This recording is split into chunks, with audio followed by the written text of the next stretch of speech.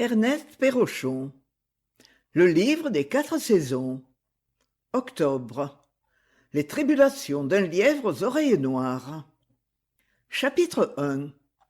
C'était, avant l'aube, dans une étroite vallée encaissée entre deux coteaux.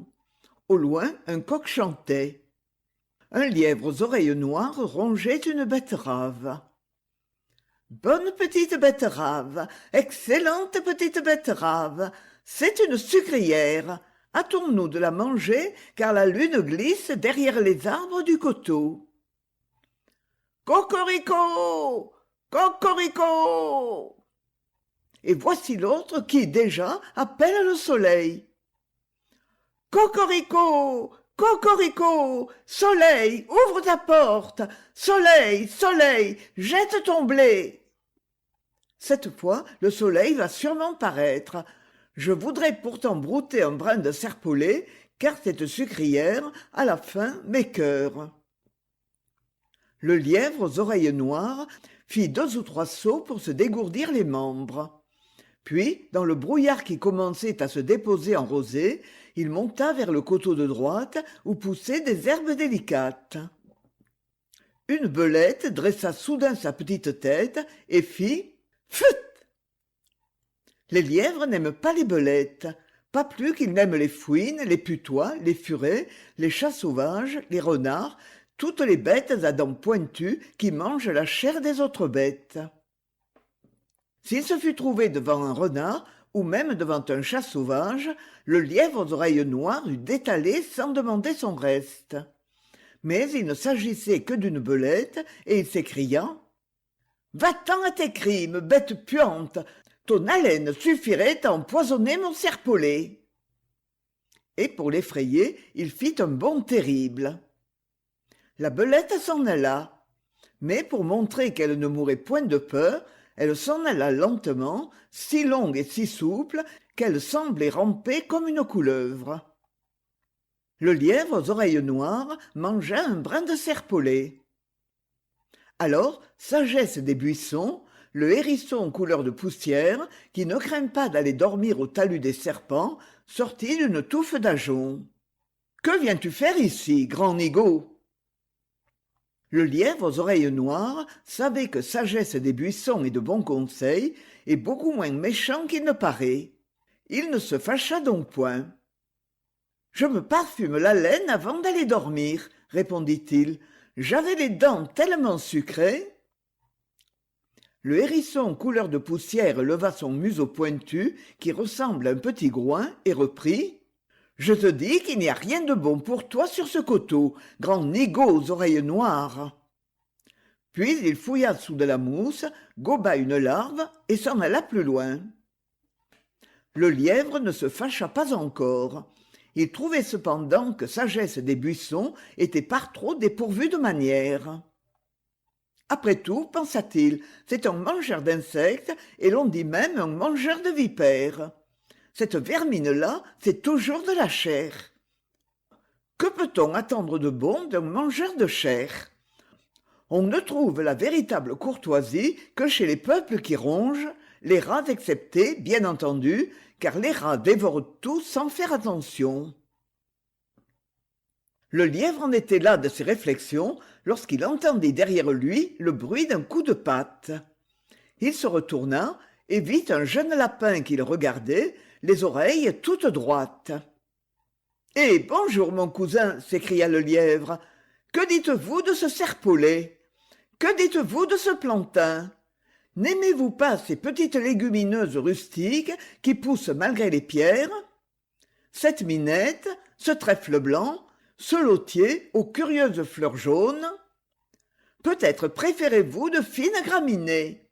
Hâtez-vous donc de choisir avant que le coq n'ait de nouveau chanté. Hâtez-vous de choisir entre ces pâturins aux grappes légères, ces fins raies grasses, ces fétuques sèches, ces agrostis, ces dactyles, et cette flouve de seconde coupe dont le parfum de choix enchante les plus délicats. » Le lapin coucha son oreille gauche et demanda « Qui êtes-vous ? D'où venez-vous ?»« Je suis le lièvre aux oreilles noires, petit cousin. Je suis né au canton du Chien jaune et de l'Homme qui foudroie. C'est un pays qui se trouve vers la source du ruisseau où vous allez sans doute boire quand vous descendez de ce coteau. C'est un bon pays, mais je viens d'y avoir des ennuis. Mon gîte se trouvait dans un pré de regain bien au frais. On a fauché le regain. Je suis allé m'établir dans un champ de maïs. On a coupé le maïs. Enfin, tout récemment, je découvris un asile entre deux sillons de pommes de terre. Mais ne voilà-t-il pas qu'on arrache les pommes de terre? Le lapin releva l'oreille gauche, coucha l'oreille droite et dit « Que voulez-vous que j'y fasse ?»« Rien du tout, » fit le lièvre un peu vexé. Il reprit pourtant « Je disais donc, mon cousin, que je venais d'avoir de graves ennuis. Le chien jaune et l'homme qui foudroie ont poursuivi la hase ma mère, puis mes frères. Et je n'ai jamais revu ma mère ni mes frères. Enfin, hier matin, je vous dis hier matin, petit cousin, c'est moi-même que le chien jaune est venu réveiller au pied d'un cep de vigne. J'ai couru, et toujours ce chien jaune derrière moi. J'en ai encore mal aux pattes. Après tant de malheurs, vous ne supposez pas que je veuille retourner vers mon pays natal? Ce serait trop sot. Je compte rester en ce canton qui me paraît hospitalier. Il y a aussi des chiens jaunes par ici, dit le lapin, et des hommes qui foudroient. Il y a même un chien blanc qui est plus terrible que tout. Et je ne vous parle pas des furets. En vérité, je me demande ce que vous venez faire en ce pays. Je n'ai pas peur des furets, moi, dit le lièvre, et je répète que cette contrée me plaît. Je ne vous apprendrai sans doute pas qu'au pied de ce coteau couvert d'herbes fines poussent des betteraves exquises. J'en ai encore les dents sucrées. Ah, vraiment, vous avez les dents sucrées, dit le lapin. Vous m'en voyez fort aise. Mais je suis bien bon d'écouter vos histoires. Avez-vous le droit de venir sur cette garenne? Qui donc me parle sur ce ton? S'exclama le lièvre. De la part d'une belette ou même d'un hérisson mangeur de vipères, l'insolence ne surprend pas. Mais de votre part, petit cousin, je vous le dis tout net, vous seriez un peu plus poli, que cela ne gâterait rien. Oubliez-vous que la courtoisie et les belles manières sont l'apanage des peuples qui rongent, les rats exceptés, bien entendu. Le lapin reprit, frappant le sol d'une patte, puis de l'autre. Trêve de bavardage, vous êtes sur notre garenne et je vous invite à déguerpir. Oui ou non, voulez-vous vous sauver? Une fois, deux fois? Voyez-vous cela, s'écria le lièvre. Si je te rongeais une oreille, qu'est-ce que tu dirais? C'est gros comme un cobaye et leste comme un lapin de chou. À ces mots, le lapin sauta en l'air. Puis, pampan et rampampan. Il se mit à frapper le sol comme s'il battait du tambour. Aussitôt deux de ses frères vinrent se placer à côté de lui. « Lapin de chou, il a dit lapin de chou, on va le lui faire voir !» Ils avançaient peu à peu en rasant le sol, et comme ils avaient les oreilles couchées sur le dos et les moustaches hérissées, le lièvre comprit qu'ils étaient en colère. Mais lui, qui venait d'échapper au chien jaune, ne s'effraya pas pour si peu. Il répéta « Lapin de chou, cobaye, lapin de chou !» Alors les autres battirent encore du tambour. Bientôt le lièvre se vit cerner. Plus de 20 lapins l'entouraient. Il y en avait des vieux, très rusés, celui qui avait échappé au furet, celui qui avait mis en défaut le chien blanc, celui qui avait eu un œil crevé par le plomb de l'homme qui foudroie, et enfin, le plus vieux des vieux, celui qui avait laissé une patte dans un piège d'acier. Puis des jeunes, insolents et batailleurs. Ils approchaient en frappant le sol, et tous avaient les oreilles couchées. « Ah ah, c'est toi qui as les dents sucrées? Ah ah, c'est toi qui parles de ronger les oreilles des autres? Ah ah, c'est toi l'étranger qui veut s'établir en la garenne? » Le plus vieux des vieux, aiguisant ses longues dents les unes contre les autres, disait d'un air féroce Il a encore sa mince fourrure d'été.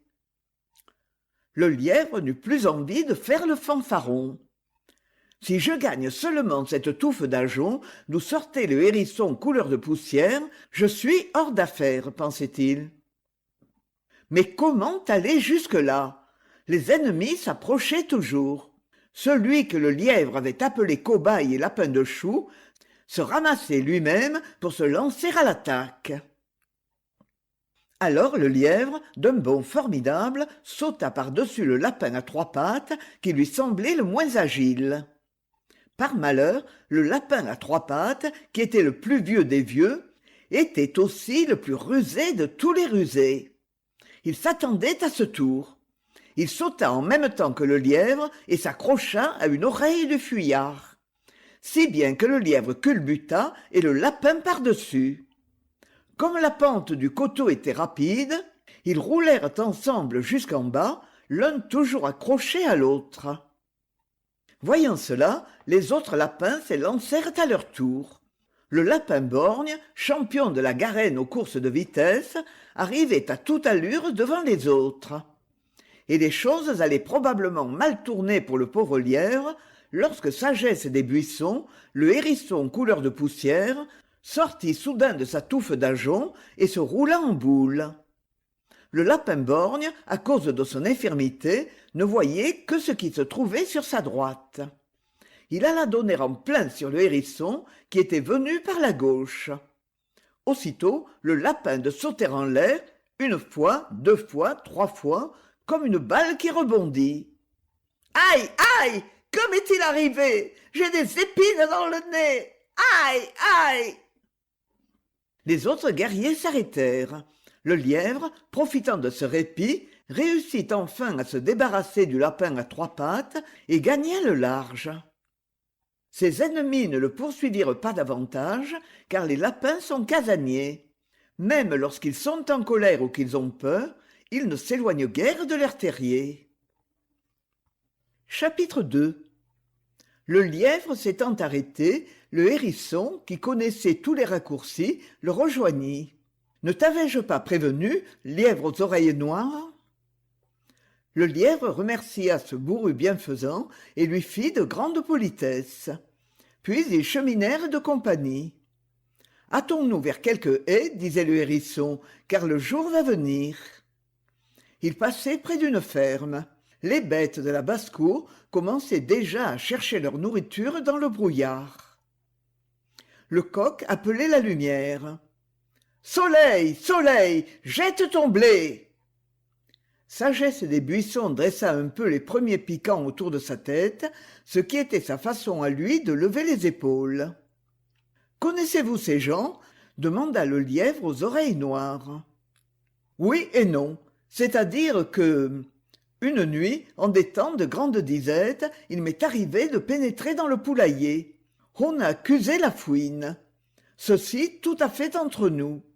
Cette aventure m'a laissé un mauvais souvenir. À l'évoquer, le remords s'éveille en ma conscience. Si tu voulais, nous parlerions d'autre chose. Le coq claironna encore, puis une canne sortit en se dandinant, pencha la tête pour regarder d'un œil vers le levant d'où la lumière ne jaillissait pas encore, et s'écria « Qu'attend donc la canne noire ce matin pour pondre le soleil ?» « Que veut dire celle-ci » fit le lièvre étonné. « Voilà des propos bien étranges. » Le hérisson leva son museau pointu et une lueur de moquerie passa dans ses petits yeux vifs.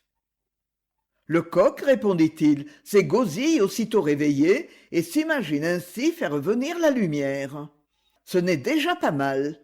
Mais celle-ci, encore plus folle, croit fermement que la nuit est une grosse canne noire et qu'elle pond chaque matin le soleil. » Le lièvre se serait arrêté volontiers pour écouter les caquetaches de la basse-cour.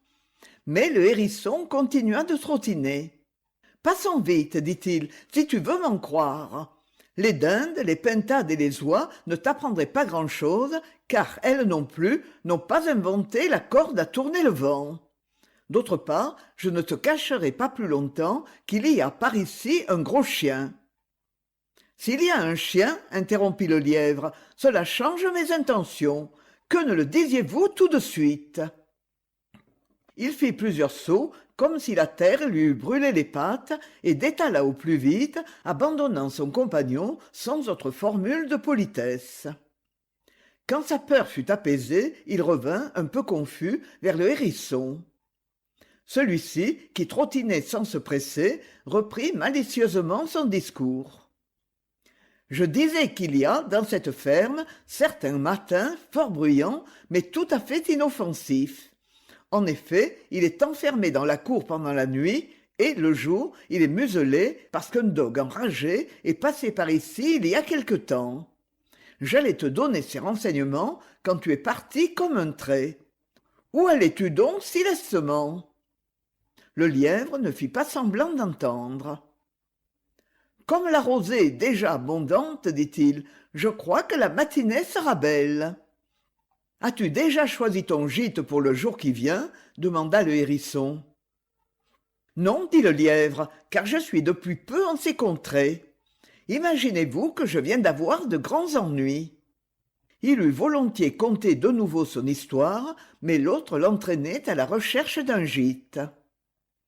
Ils arrivèrent à la vallée. Un ruisseau, qui en occupait le fond, coulait entre des menthes sauvages et des iris d'eau. Il tirait comme une chevelure de longues herbes glauques, taquinait des touffes de prêles, rebroussait des joncs flexibles que le vent avait couchés à contre-courant. Il sautillait gaiement sur les cailloux blancs d'un gué. On entendait, un peu en aval, le bruit léger d'une petite cascade. Le lièvre et le hérisson s'approchèrent du ruisseau pour se désaltérer. Mais dès qu'il eut bu, le hérisson s'éloigna de toute la vitesse de ses petites pattes. Le lièvre, au contraire, se mit à batifoler sur la rive. Une grenouille matinale jaillit d'une touffe d'herbe et fit un bruyant plongeon. « Cette petite saute mieux que toi !» observa de loin le hérisson.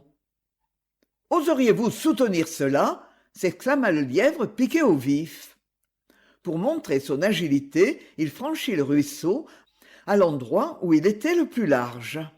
« Voilà, dit-il fièrement, voilà ce qu'on peut faire, sans élan, de pied ferme et autant de fois que vous voudrez. » De l'autre côté du ruisseau, le hérisson ne semblait point écouter. Le lièvre alors cria « Eh bien, venez-vous, faut-il que j'aille vous tendre la patte? Certes, je ne vous demande pas de sauter, mais il y a tout près un petit pont de bois. »« Parbleu, murmura le hérisson, je le connais bien, ce pont de bois. » Visiblement, il était inquiet et n'osait approcher du ruisseau. Il humait le vent, regardait dans toutes les directions, écoutait. Enfin, il se décida tout à coup. Il prit sa course, passa sur le pont à une vitesse telle que le lièvre crut voir rouler une boule grise. Il ne s'arrêta qu'à bonne distance du ruisseau. « Eh quoi ?» fit le lièvre étonné. « Craignez-vous à ce point les grenouilles ?» Le hérisson ne répondit point, d'abord, mais le lièvre lui posa tant d'autres questions qu'il finit par donner l'explication de ses inquiétudes. « Ce pont de bois, dit-il, me rappelle le plus mauvais moment de ma vie. C'est là que certain renard maudit me joua un tour qui faillit m'être fatal. Au milieu de la plaine, je ne crains rien des renards. Que le plus rusé et le plus affamé survienne, je me roule en boule. Et alors, mort si tu veux, brigand. Nous savons nous défendre, nous autres hérissons. Cependant, nous avons, je te le dis tout bas, une faiblesse singulière. Aussitôt que nous tombons à l'eau, il nous est impossible de redresser nos piquants et nous devenons aussi vulnérables que le dernier des lapins.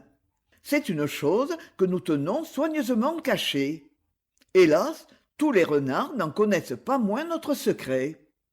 Donc, certains soirs du printemps dernier, c'était à l'époque où sortent de terre, si savoureux, si croquants, les premiers hannetons, je me promenais nonchalamment sur le pont de bois, lorsqu'un renard arrive soudain devant moi.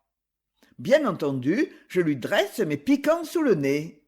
Mais lui, au lieu de se mettre les bamines en sang, voilà qu'il me pousse avec précaution, disant sur un ton de moquerie féroce Roule, petite boule, roule, puis tu te dérouleras afin qu'on voie ta frimousse.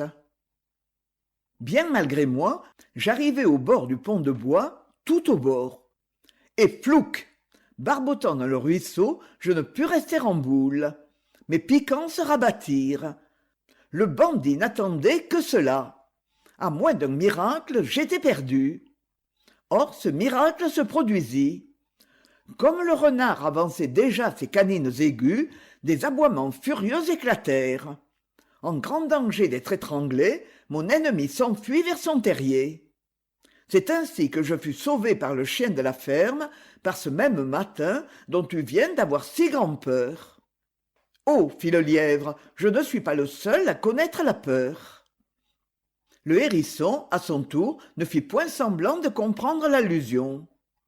Le jour va poindre, dit-il. Déjà, Uruhu, le merle noir, s'agite dans le feuillage. Il est temps d'aller se reposer. Voici justement une haie fort épaisse où tu dois trouver un gîte ombreux et tranquille. Quant à moi, j'ai mon affaire un peu plus loin, dans le coin où vipère. Je n'ose t'inviter à m'y accompagner. Il est vrai, répondit le lièvre, que je n'aime guère le voisinage des bêtes froides qui rampent. Pourtant, j'ai vécu sans dommage près d'une famille de lézards verts, grands chasseurs de mouches. J'ai rencontré d'honnêtes couleuvres, et même, il m'est arrivé, en batifolant, de briser par mégarde la queue d'un pauvre orvet, qui n'eut pas l'air d'ailleurs de se préoccuper outre mesure d'un accident, à mon avis, terrible. Je ne parle ni de couleuvres ni d'orvets, reprit le hérisson, mais de vipères, de grosses vipères tachetées, avec une vilaine petite queue, une affreuse tête plate et 2 crochets à venin. Dans ce coin où je vais, j'en ai déjà tué 4 et mangé leurs vipéros. Mais il en reste encore 2 ou 3 vieilles, avec qui j'ai un compte à régler avant l'hiver. Bonjour, compagnon, dors bien. Le hérisson s'éloignait en trottinant, et le lièvre, après avoir rapidement brouillé sa piste, comme il faisait chaque matin, se cacha dans la haie, au pied d'une touffe de noisetiers. Le gîte n'était que passable. Un petit vent coulis s'y glissait comme une main froide. Dans un chêne creux voisin, un écureuil brassait sa provision de noisettes. Des passereaux s'agitaient. Uruhu sautait déjà de branche en branche, piquait des murs et sifflait. Néanmoins, le lièvre, brisé de fatigue, allait s'endormir. Un bruit d'ailes molles se fit entendre. Un grand hibou au plumage couleur de clair de lune pénétra dans la haie. Il descendit lourdement, vint se poser sur une branche basse, presque au ras du sol. Alors le lièvre remarqua, parmi les brindilles et les feuilles mortes, des débris étranges. Élytres de hannetons ou de carabes, corselets vides, carapaces sèches et surtout des os, des os, des os. De petits os, il est vrai, des os de campagnols, de taupes, de rats. Assurément, il n'y avait point là d'os de lièvre. Cependant, le voisinage ne laissait pas d'être désagréable.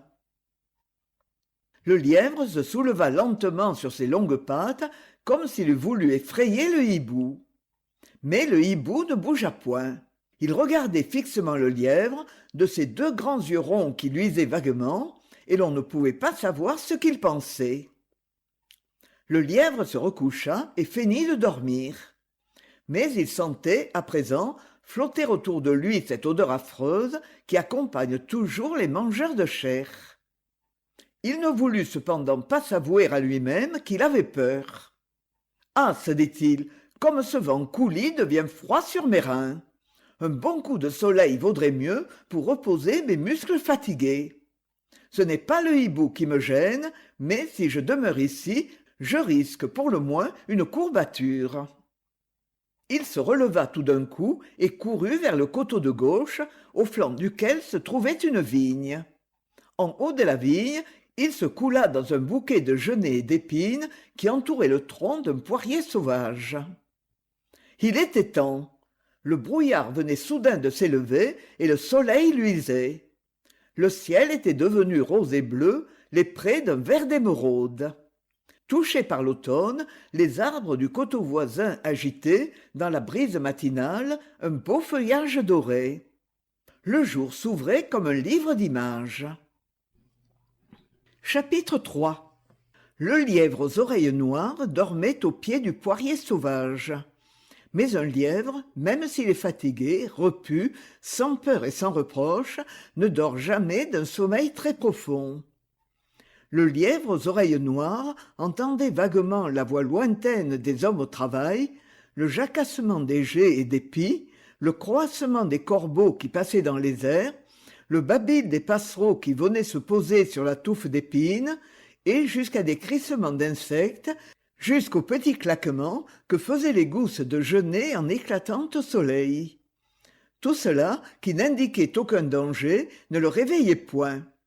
Mais soudain un grand bruit insolite, semblable au bruit du tonnerre, fit retentir les échos de la vallée.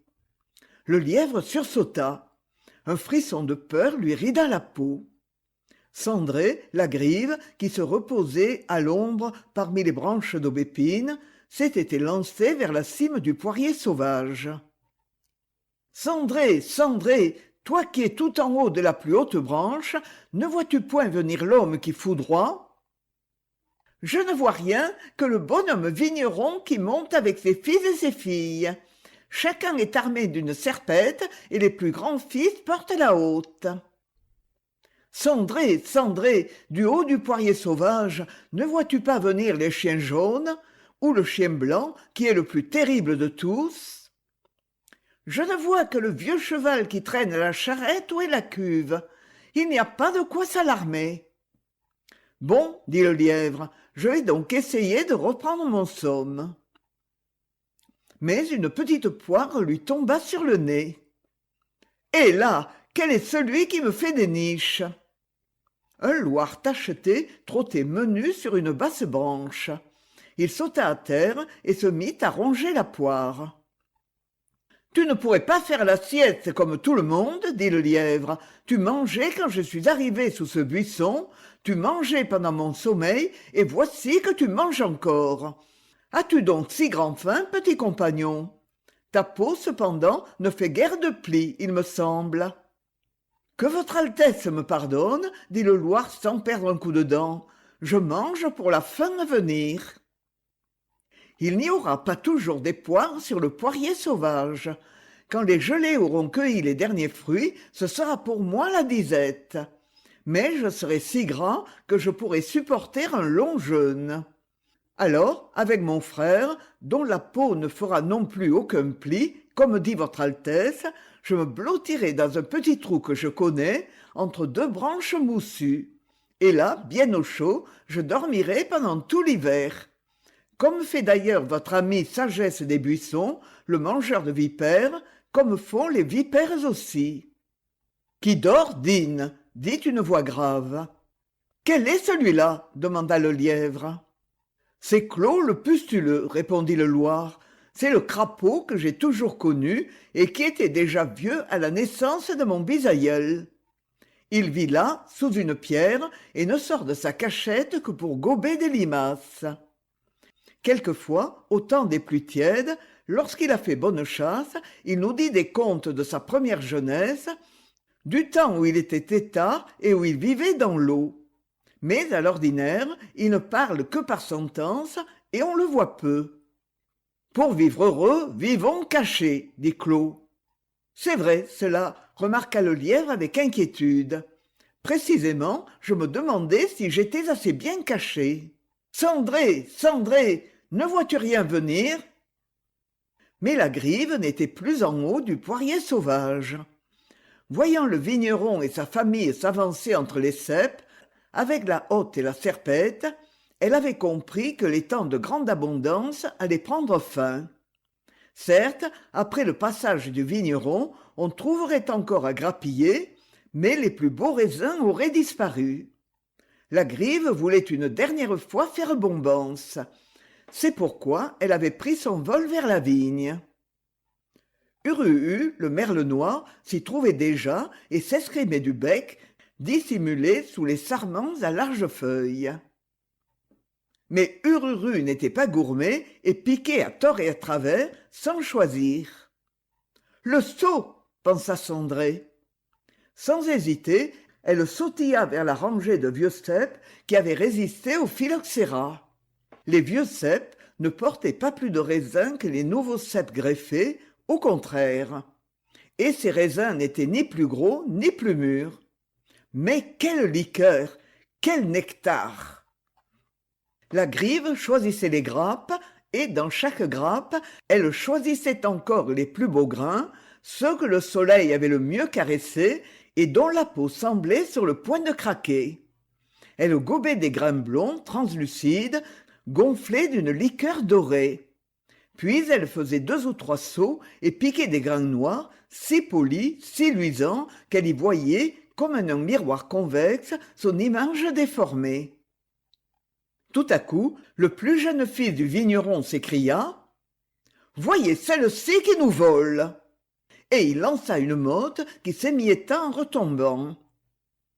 Uruu, effrayé, s'envola vers le buisson d'épines. Cendrée s'envola aussi, mais à ras de terre, et bientôt elle revint vers les vieux cèpes. Quelle audacieuse! Fit le lièvre, qui admirait une pareille insouciance du danger. La grive, à présent, se gorgeait à la hâte, sans retenue. Les pattes un peu écartées pour assurer son aplomb, le cou replié, la tête renversée en arrière, elle piquait les grains aussi vite qu'elle pouvait. Et quand le jus délicieux lui coulait dans le bec, on voyait sa gorge tavelée se gonfler d'aise et ses ailes se soulever légèrement. « Quelle gourmande !» fit encore le lièvre. Un jeune pivert qui, passant par là, s'était arrêté pour visiter le tronc du poirier sauvage, dit à son tour « Regardez-la, si elle n'est pas déjà ivre, je n'y connais plus rien. » Aussitôt, Uruu riposta vertement. « De quoi s'occupe ce béjaune mangeur de larves? Qu'ose-t-il insinuer? Est-ce qu'on s'enivre en mangeant des fruits sucrés? » En ce cas, poursuivit le Loir avec indignation, en ce cas, je serai, moi aussi, ivre du matin au soir. Et moi-même, dit le lièvre, je n'oserais pas manger de betteraves. La parole est d'argent, mais le silence est d'or, interrompit Clos le pustuleux. Prenez garde, l'homme vient, son pas fait trembler ma maison. Le pivert cessa aussitôt de frapper le tronc du poirier et s'envola. Le vigneron approchait, allant vers les vieux cèpes. Il passa près du buisson, sa serpette à la main, sans voir ni le lièvre, ni le Loir, ni le merle, ni rien de ce qui se cachait là. Et quand il se fut éloigné de quelques pas, le buisson se reprit à vivre. Il y eut un petit concert de moquerie. Comme il marche lourdement! Il a de gros yeux et il ne voit guère mieux que velouter la taupe. Il a des oreilles et il n'entend pas. Et son nez, à quoi lui sert-il? Mais Clos, sous sa pierre, fit encore entendre sa voix sage. L'homme nous connaît et nous ne le connaissons pas. Aucun de nous ne peut prévoir ce qu'il va faire. Aucun de nous ne peut jamais savoir ce qu'il pense. Le vigneron s'était arrêté tout à coup et il frappait du talon sur la terre en criant « Tu n'es pas encore mort, toi? Ah, maudit, si je t'attrape !» Toutes les bêtes du buisson s'y mobilisèrent, apeurées. Le vigneron, cependant, avait continué son chemin et il arrivait au vieux cep. Cendrée se leva devant lui et, gavé, revint au poirier sauvage. Alors, on entendit une pauvre petite voix qui semblait sortir de terre. « Nous étions 100, nous étions 1000, nous étions 100 000, nous étions les conquérants aux dents aiguës, aux pattes infatigables, et je suis tout seul, à présent, à traîner ma misère. » La voix sembla s'éloigner, s'enfoncer davantage sous la terre, et on ne distingua plus qu'une sorte de plainte lamentable. « Qui est-ce » demanda le lièvre. « Quel est ce malheureux qui prétend avoir eu 100 000 frères ou cousins ?» La voix se rapprocha de nouveau et redevint distincte. « Nous étions 100, nous étions 1000, nous étions 100 000. De nos griffes infatigables, nous creusions la plaine. De nos dents aiguës, nous rongions le grain, nous rongions la tige, nous rongions la racine. Lorsque nos cohortes avaient passé, l'herbe ne repoussait plus. Et maintenant, dernier fils d'une race conquérante, je fuis de retraite en retraite, et l'homme dédaigneux me frappe du talon. Mais enfin, qui est-ce? Demanda encore le lièvre. Quel était ce peuple redoutable? À ce moment, il remarqua que des feuilles mortes semblaient remuer toutes seules devant lui. Il ne bougea point, mais ses moustaches se hérissèrent, car il était quand même un peu inquiet. 2 feuilles, qui masquaient un trou, s'écartèrent, et une petite bête rousse, qui avait les yeux très noirs et la queue assez courte, parut. « Tiens, bonjour, campagnol, dit le lièvre rassuré. Est-ce toi, petit cousin, qui te prétends si malheureux ?» Le nouveau venu, au lieu de répondre directement, recommença de plus belle ses lamentations. « Nous étions 100, nous étions 1000, nous étions 100 000. En une nuit, une de nos armées, montant à l'assaut de ce coteau, eût vendangé la vigne, dévoré les betteraves, rongé jusqu'à l'écorce du poirier sauvage. L'homme n'osait plus semer. Demain, nous aurions été les maîtres de la plaine. Demain, nous aurions été le peuple roi. Et voici que je suis tout seul. »« Ah ah, voici que tu es tout seul !» dirent à la fois toutes les bêtes du buisson, sans cacher leur joie. « Tu es resté tout seul, mauvais cousin, » reprit le lièvre, « et comment donc cela s'est-il fait ? » « Nous étions 100, nous étions 1000, nous étions 100 000. Demain, nous devions être 100 millions. L'homme n'osait plus faire de bonnes semailles.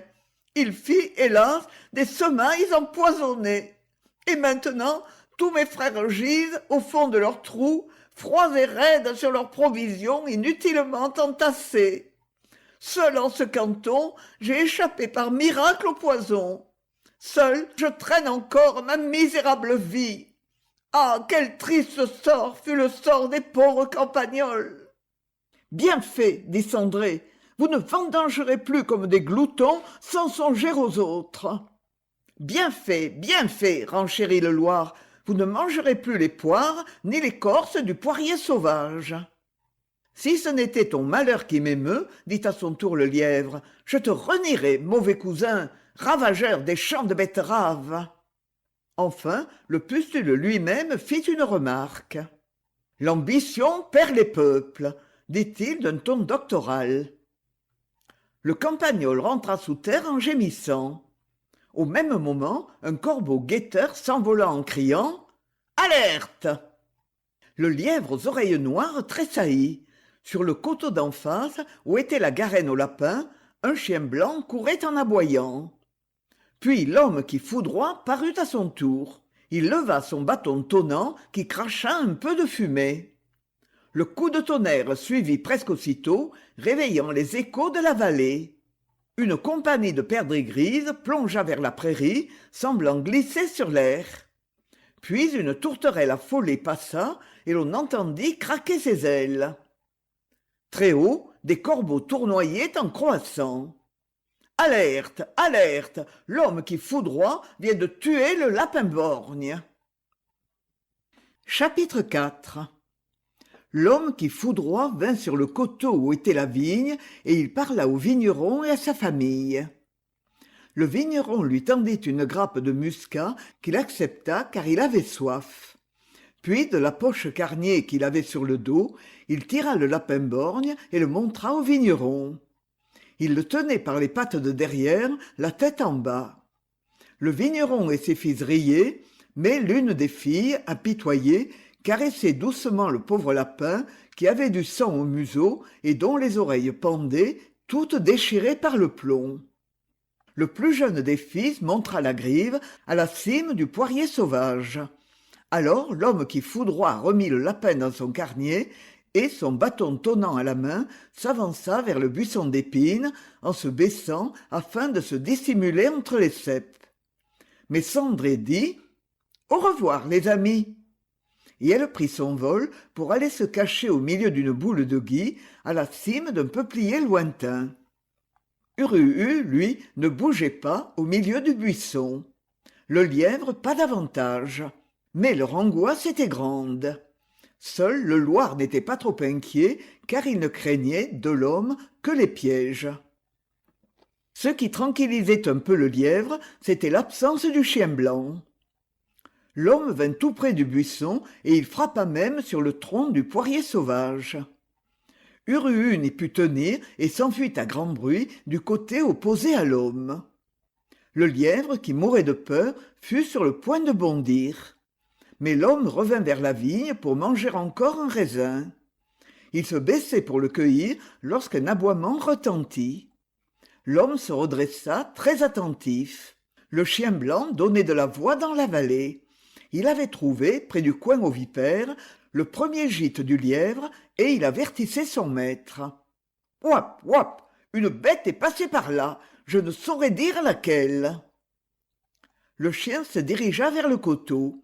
Il parut au bout de la vigne, la queue frétillante, le museau bas, flairant la terre entre les ceps. Il s'arrêtait, revenait sur ses pas, puis repartait plus vite.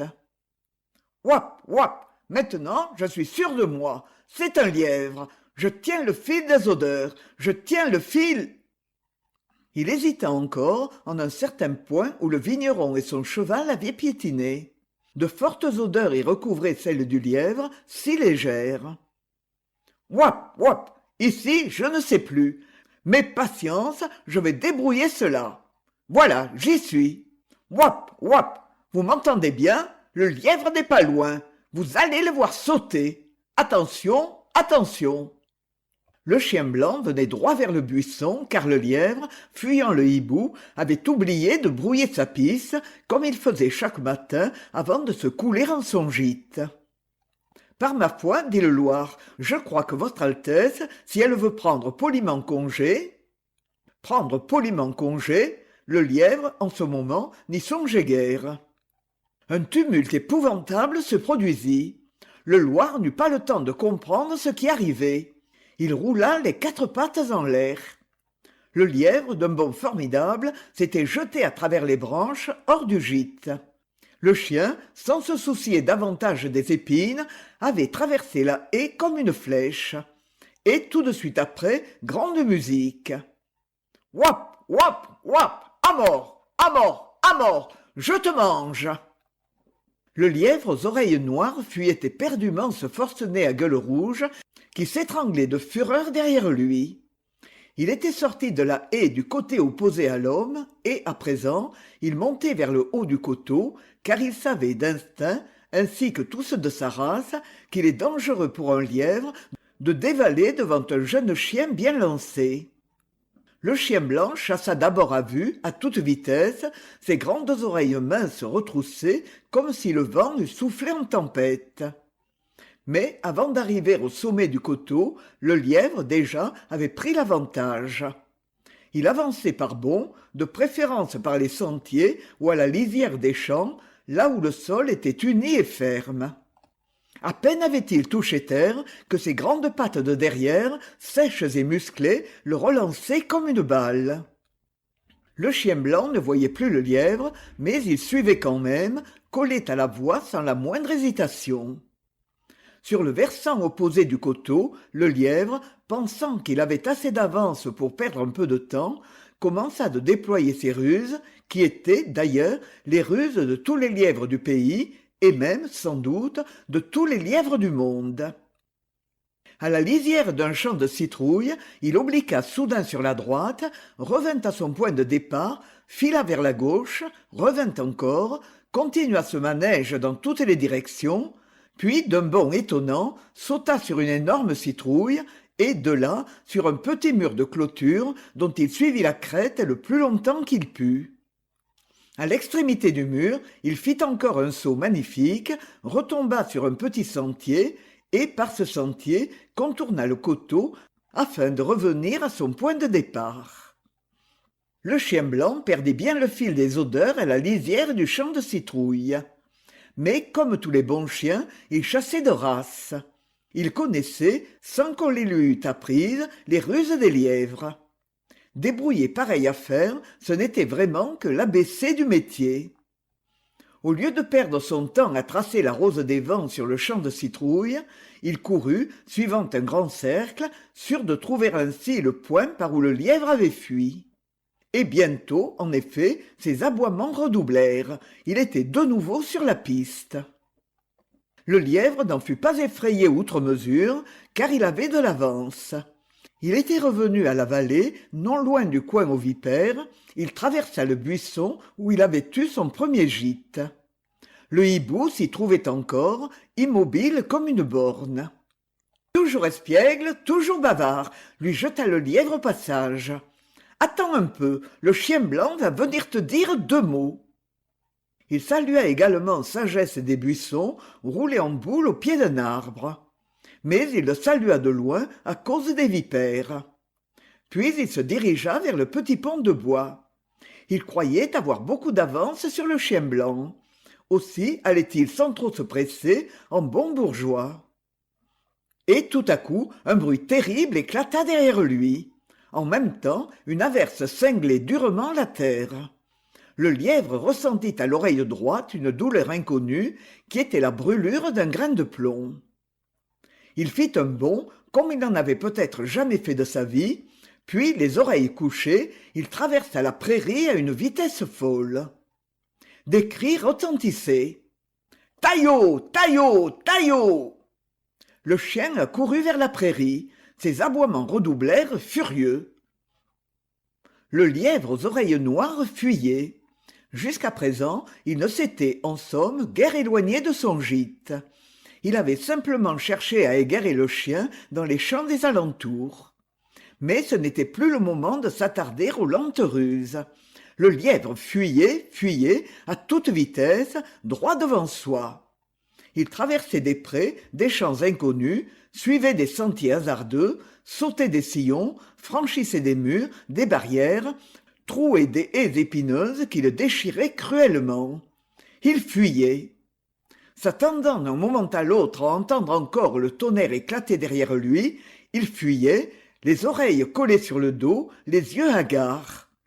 Et ce chien blanc qui, toujours à la même distance, le suivait comme s'il eût traîné au bout d'une laisse.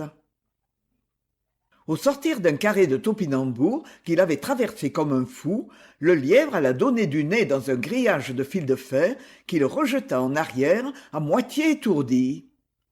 Plus loin, des enfants qui jouaient sur une route poussèrent des cris effrayants et lui lancèrent des pierres. Le plus petit d'entre eux lança même sa casquette. Dans un champ, un homme qui arrachait des pommes de terre faillit l'assommer avec son croc à piocher. Il fuyait, il fuyait. Il déboucha enfin sur un vaste pâturage où paissaient une jument avec son poulain, des bœufs et des moutons. Il n'avait rien à craindre de ces mangeurs d'herbe, au contraire. Il savait d'instinct que l'odeur fugace qu'il laissait, pour son malheur, en bondissant, était, à l'ordinaire, masquée par les lourds effluves des chevaux et des ruminants. La bête au nez diabolique qui le poursuivait devait hésiter là, perdre du temps à suivre les pistes nombreuses qui s'emmêlaient sur ce pâturage. Le lièvre se jeta donc, sans hésiter, au milieu du troupeau. Le poulain sauta effrayé. Les bœufs levèrent la tête, les moutons se serrèrent les uns contre les autres en bêlant. Mais alors il se produisit une chose inattendue et terrible. Comme le lièvre quittait le troupeau de moutons, une grosse bête grise arriva sur lui en poussant un hurlement épouvantable. Le chien du berger. Le lièvre fit un crochet brusque. Le chien, qui avait sauté de toutes ses forces, passa par-dessus le lièvre et culbuta de l'autre côté. Mais relevé aussitôt, il s'élança à sa poursuite. Quelle terreur! Avec celui-ci, inutile de ruser. Il fallait fuir encore, fuir à toute vitesse, jusqu'au fourré le plus proche. Le berger criait « Attrape, Fanor! Attrape! Attrape !» Et le chien ne perdait pas un pouce de terrain. Le lièvre le sentait tout près, tout près. Une défaillance, et la gueule aux crocs aigus se refermerait sur ses reins. Or le lièvre avait tant couru déjà que ses pattes commençaient à se raidir. Il réussit pourtant à allonger encore ses foulées. La peur lui donnait des ailes. Il y avait un petit bosquet sur la gauche, là était le salut. D'un effort désespéré, le lièvre atteignit le bosquet, s'y jeta, disparut à travers les hautes fougères. Le chien du berger essaya bien de l'y suivre, mais il n'avait pas l'odorat assez subtil pour continuer longtemps à chasser une proie qu'il ne voyait plus. Au bout de quelques instants, il revint vers son troupeau, essoufflé, la langue pendante et fort dépité. À ce moment, le chien blanc arrivait à son tour au pâturage. Lui, il suivait toujours la piste, le nez à terre, aboyant de temps en temps. Il suivait la piste comme doit faire un bon chien courant, sans s'attarder nulle part, sans se laisser distraire, ni arrêter par quoi que ce soit. Son devoir lui commandait de passer partout où avait passé le lièvre. Il le faisait en toute conscience. Mais il arriva ceci qu'il effraya beaucoup le jeune poulain, qu'il faillit se faire donner des coups de corne par les bœufs et que les moutons, à son approche, s'affolèrent. Alors le chien du berger, qui était déjà d'humeur hargneuse, se jeta sans crier gare sur le chien blanc. Les deux ennemis du lièvre se battirent. Le chien du berger, avec son collier à pointe, fut le plus fort. Le chien blanc dut s'enfuir à son tour, avec un ennemi très méchant à ses trousses. Le lièvre aux oreilles noires était sauvé. Quand il n'entendit plus la voix des chiens, il s'allongea au pied d'un chou fourragé, dont les grandes feuilles retombantes versaient une ombre fraîche. Il fit même un somme de quelques minutes. Puis, comme le soir approchait, il se leva et prit sa course. D'un pied léger, il revenait vers son point de départ. Il y revenait avec sûreté par des chemins où il n'était cependant jamais passé. L'instinct des lièvres le guidait. Il ne se hâtait plus, prenait grand soin de brouiller sa piste, afin que le chien au nez le plus subtil ne pût s'y reconnaître. Il trottait sur les murs de clôture, sautait à droite, à gauche, revenait exactement sur ses pas, se coulait parmi des herbes odorantes. Bientôt, il reconnut le coteau où était la garenne aux lapins, le coteau où était la vigne, et la vallée avec la prairie, le champ de betteraves, le ruisseau et le petit pont de bois. Il ne passa point sur le pont de bois, mais sauta le ruisseau en amont, puis en aval, 2 fois, 4 fois, 20 fois, comme s'il eût trouvé à ce jeu le plus grand plaisir. Enfin, il marcha le plus longtemps qu'il put sur des mantes d'eau à l'odeur étourdissante qui poussaient le long de la rive. Le jour mourait, le bruit des hommes ne s'entendait plus aux champs. Sur les routes, de lentes charrettes cahotaient et grinçaient. Des chiens aboyaient au lointain dans la cour des fermes. Déjà, les petits quadrupèdes sauvages s'agitaient dans leurs cachettes et se préparaient aux ébats nocturnes. Les chauves-souris commençaient à tournoyer. Rassuré, le lièvre bondit hors d'une touffe de menthe et se dirigea vers le buisson au hibou. L'oiseau n'avait pas bougé. « Bonsoir, l'ami, lui dit le lièvre, vous me semblez mener une vie tranquille. Il n'est pas étonnant que vous n'ayez rien à raconter. Moi, depuis que j'ai eu l'honneur de faire votre connaissance, j'ai vu du pays et couru des aventures qui n'arrivent pas au premier venu. Tel que vous me voyez, j'ai échappé au chien blanc, au chien gris, et l'homme qui foudroie n'a su que m'égratigner le bout de l'oreille droite. Si j'aimais à me vanter, vous entendriez des merveilles. Mais dites-moi, compagnon, vous avez un bien singulier regard. » Le hibou ne bougeait toujours point. Dans la nuit, qui, déjà, noyait le buisson, ses grands yeux fixes luisaient étrangement. Moins que jamais, le lièvre n'était disposé à laisser croire qu'il avait peur. À la fin, dit-il, je voudrais bien savoir si tu es vivant ou empaillé. Et il s'avança d'un petit air fanfaron. Tout à coup, pan! Un coup de bec lui arriva droit sur la tête. Il faillit chavirer. Il n'était pas revenu de sa surprise que le hibou s'envolait, silencieux et presque invisible, dans l'ombre nocturne que le clair de lune commençait à argenter. Le lièvre, encore étourdi, s'en alla vers le champ de betteraves, car il avait faim. Il mangea plusieurs petites sucrières à pulpe très juteuses, puis il descendit boire au gué du ruisseau, en prenant bien soin de ne pas se mouiller les pattes. Quand il eut bu, il ne désira plus rien et fut content de la vie. Sagesse des Buissons vint à passer, se dirigeant vers le coteau où était la vigne. Le lièvre l'accompagna et lui fit de beaux contes. Sagesse des Buissons gardait le silence. Il savait bien, lui, que dès le lendemain, peut-être, le chien blanc reviendrait. Il savait bien qu'un jour ou l'autre, l'aventure finirait mal pour le lièvre. Mais, charitablement, il n'en disait rien. Ils rencontrèrent le campagnol. Il se traînait toujours par la vigne, sans force pour grimper au cep. Et toujours triste, toujours gémissant. « Nous étions 100, nous étions 1000, nous étions 100 000. Ah, quel triste sort fut le sort des pauvres !» Brusquement, la complainte fut interrompue. Il y eut un petit cri vite étouffé. Le lièvre et le hérisson levèrent la tête. Silencieux, comme s'il eût volé avec de molles draperies, le hibou s'élevait dans les airs en portant le campagnol. Bien que la victime ne fût point de leurs amis, le lièvre et le hérisson eurent le cœur un peu serré. Ils remontèrent vers le haut de la vigne. Il faisait si beau que leur malaise se dissipa vite. Le clair de lune baignait les champs. Une faible brise roulait des odeurs légères. Sous sa pierre, Claude se prit à chanter d'une voix pure. La joie de vivre souleva le lièvre aux oreilles noires. Il se sentit leste, vigoureux, infatigable. Il ne craignit plus rien et rien ne lui sembla impossible.